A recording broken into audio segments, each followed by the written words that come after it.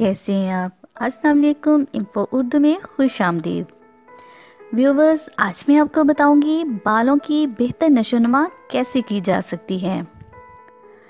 बालों की बेहतर नशोनुमा के लिए सर की जिल्द का अच्छा होना बेहद ज़रूरी है।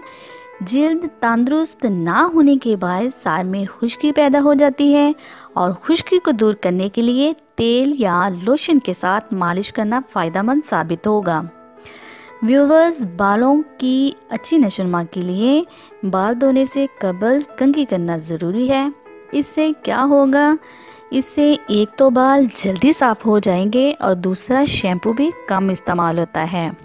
शैम्पू करने के बाद सर को अच्छे से धोना चाहिए ताकि शैम्पू मुकम्मल तौर पर सर से निकल जाए। व्यूवर्स, याद रखिएगा कि ज़्यादा गर्म पानी इस्तेमाल करने से बाल ख़राब हो जाते हैं, जो बालों के लिए बहुत नुकसानदायक साबित होता है। गर्म पानी की बजाय अगर ठंडा पानी लेकर उसमें थोड़ा सा नींबू निचोड़ लें तो इससे बालों में चमक पैदा हो जाएगी।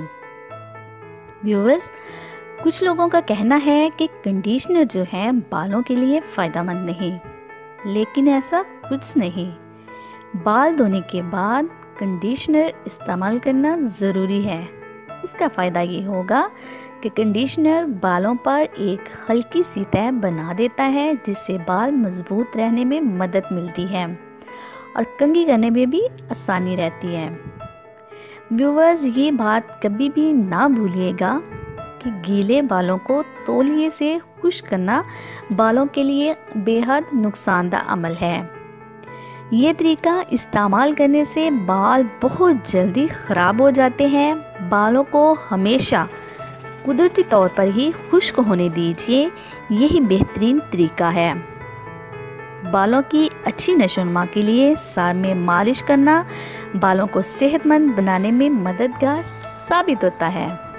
इसलिए सेहतमंद बालों के लिए हफ्ते में 2 से 3 बार मालिश करना ज़रूरी है। बालों की अच्छी नशोनुमा के लिए ब्रश का अच्छा होना ज़रूरी है। इस तरह कंघी करने से सर की जिल्द में मौजूद कुदरती तेल को यकसां तौर पर फैलाने में मदद मिलती है। नुकीली कंघी इस्तेमाल करने से सर की जिल्द मुतासर होती है।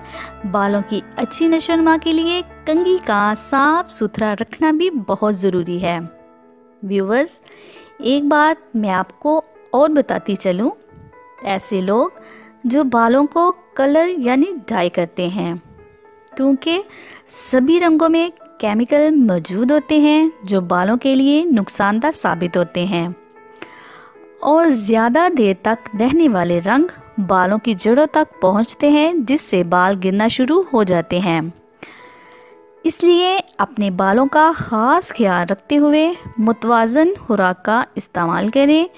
मछली, दूध, सब्जियां, गोश्त बालों को अच्छी मिकदार में विटामिन्स मुहैया करते हैं।